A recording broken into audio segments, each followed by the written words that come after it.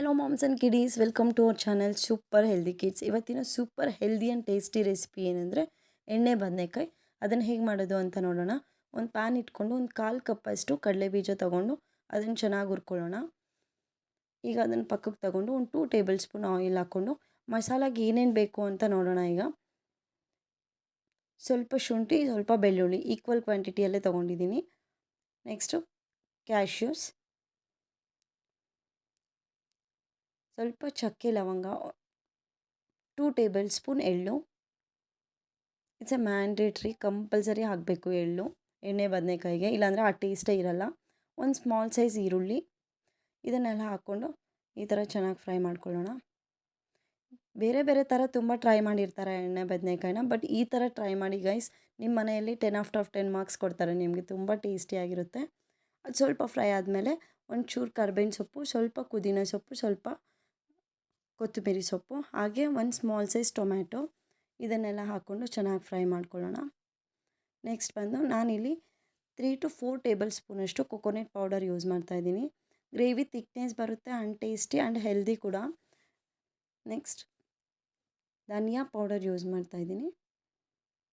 1.5 tea spoon ಆದರೆ ಸಾಕಾಗುತ್ತೆ.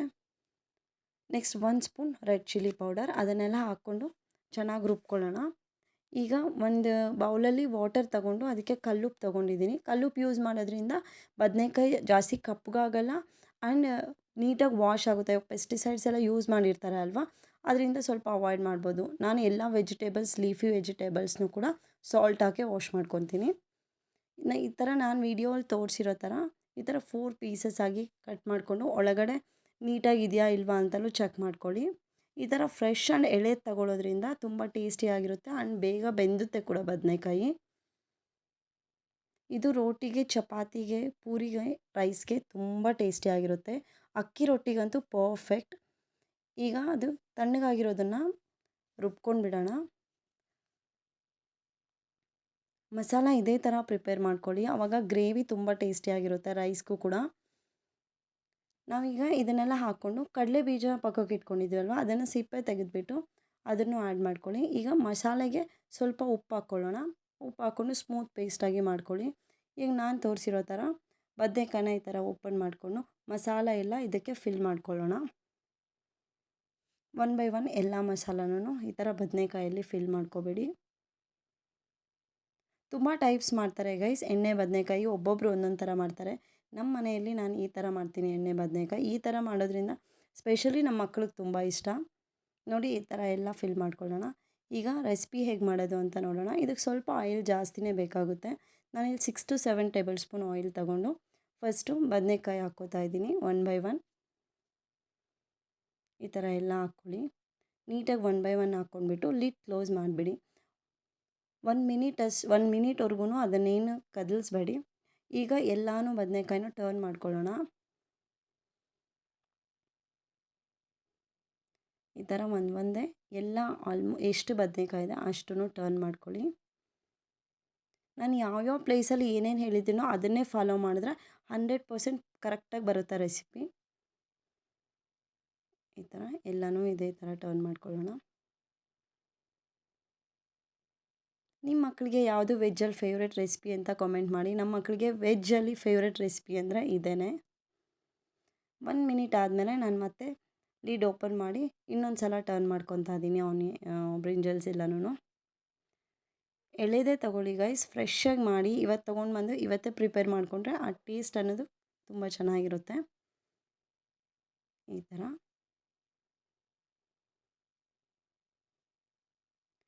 ಈಗ ಇದು ಆಲ್ಮೋಸ್ಟ್ 50% ಬೆಂದಿದೆ. ಆ ಟೈಮಲ್ಲಿ ಉಳಿದಿರೋ ಮಸಾಲ ಎಲ್ಲ ಇದಕ್ಕೆ ಇನ್ಕ್ಲೂಡ್ ಮಾಡೋಣ. ನಾವೇನು ಪೇಸ್ಟ್ ಎಲ್ಲ ಇದಕ್ಕೆ ಫಿಲ್ ಮಾಡಿದ್ವಿ ಬದನೆಕಾಯಿ, ಅದೇ ಪೇಸ್ಟೇ ಉಳ್ಕೊಂಡಿರೋದನ್ನು ಈ ಟೈಮಲ್ಲಿ ಇದನ್ನು ಹಾಕಿ ಚೆನ್ನಾಗಿ ಮಿಕ್ಸ್ ಮಾಡ್ಕೊಳ್ಳಿ. ಈ ಥರ ಮಸಾಲ ಎಲ್ಲ ನೀಟಾಗಿ ಅದ್ರ ಜೊತೆಗೆ ಬೆಂದೋ ಥರ ಹಾಕ್ಕೊಂಡಾದಮೇಲೆ ಅದೇ ಜಾರಲ್ಲೇ ಸ್ವಲ್ಪ ವಾಟರ್ ಹಾಕ್ಕೊಂಡು, ತಿಕ್ ಕನ್ಸಿಸ್ಟೆನ್ಸಿನೇ ಇರಲಿ, ತುಂಬ ನೀರಾಗೆ ಬೇಡ. ನಾವು ಸಾರೆಲ್ಲ ಮಾಡ್ತಾ ಇರೋದು ಅಲ್ವಾ, ಗ್ರೇವಿ ಮಾಡ್ತಾ ಇರೋದ್ರಿಂದ ಆ ಕನ್ಸಿಸ್ಟೆನ್ಸಿ ಕರೆಕ್ಟಾಗಿ ಬರೋ ಥರ ನೋಡ್ಕೊಳ್ಳಿ. ತಿಕ್ ಗ್ರೇವಿ ಇದ್ರೇ ಚೆನ್ನಾಗಿರುತ್ತೆ.